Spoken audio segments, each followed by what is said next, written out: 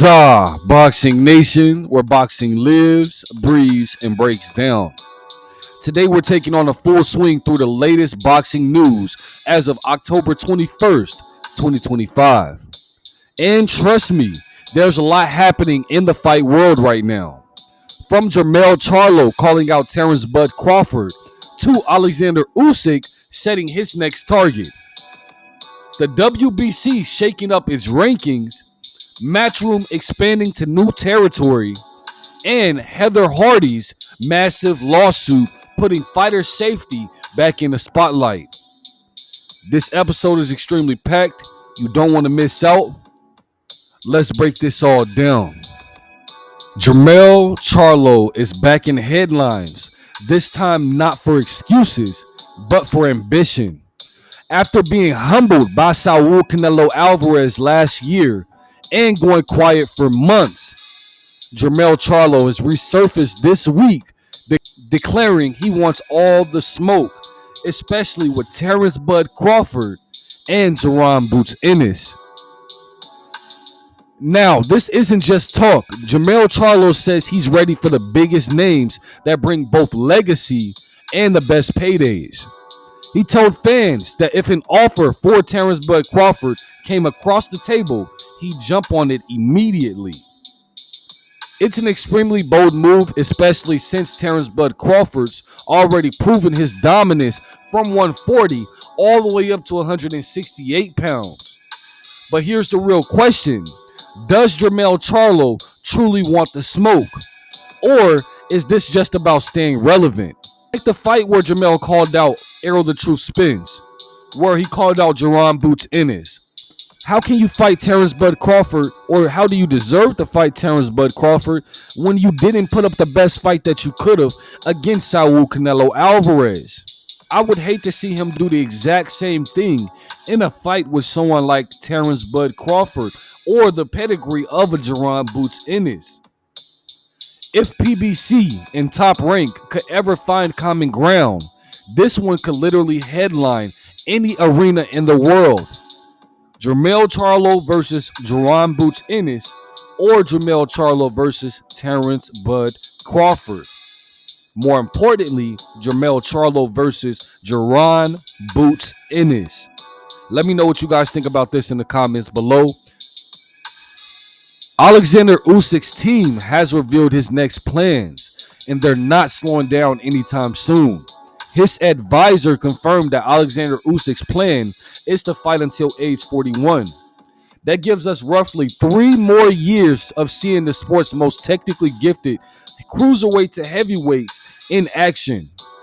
Now, the front runner for this next fight appears to be the winner of Joseph Parker versus Fabio Wardley. That fight is highly anticipated, and that could decide Oleksandr Usyk's next opponent. Interestingly, Oleksandr Usyk's camp also stated that a trilogy with Tyson the Gypsy King Fury is unlikely, saying that chapter has closed. That's a huge statement. It means that the heavyweight picture might finally start to open up again for new challengers and contenders, names like Jared Anderson, Moses Itama, and even Joshua if he returns strong. I still would like to see that fight with Tony Yoka. Oleksandr Usyk continuing means that the belts stay locked up for a little longer, but it also keeps standards high. He's a champion's champion, never ducks, always shows up, and brings elite fundamentals every time. Let me know what you guys think about this in the comments below. Oleksandr Usyk planning to fight until 41, and his next opponent could possibly be the winner of Joseph Parker versus Fabio Wardley. Now, this one is for the nostalgia lovers. Kell Brook will officially return to the ring in February of 2026 for a Ricky Hatton tribute fight in Dubai. Kell Brook hasn't fought since stopping Amir Khan back in 2022.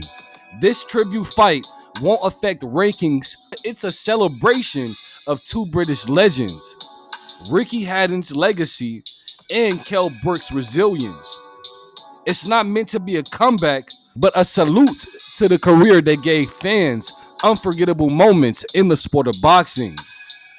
Sometimes the sport needs these feel-good chapters between all the chaos. Let me know what you guys think about this in the comments below. Kell Brook doing a tribute fight for Ricky Hatton in February of 2026. Now to the most serious topic of the week. Heather Hardy's lawsuit. Hardy's a respected veteran of the women's fight game, has filed a lawsuit claiming that the boxing industry failed to protect her from brain injuries and denied her medical coverage. Her attorney's statement was powerful. They lined their pockets with her pain. This lawsuit doesn't just concern Heather Hardy.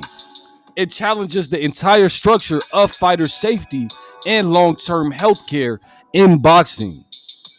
Promoters, commissions, and sanctioning bodies will be watching this case closely because if she wins, it could set a legal precedent forcing the sport to reform. We've seen tragedies before, from Pritchard Colin to Patrick Day.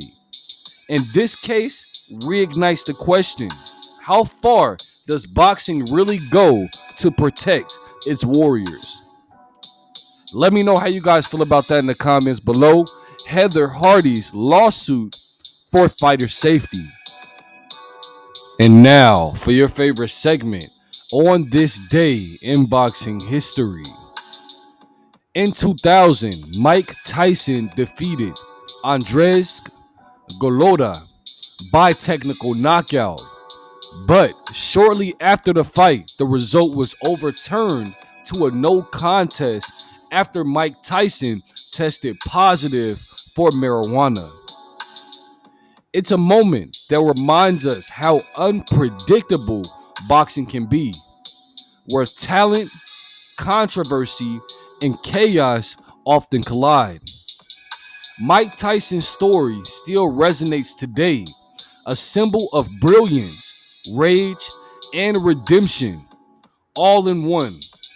And it ties perfectly into Heather Hardy's story too, showing how outside the ring, decisions can shape how fighters are remembered inside of it. But that wraps up my segments for today. Don't forget to like, comment, share, subscribe, and turn on post notifications so you never miss out on an update.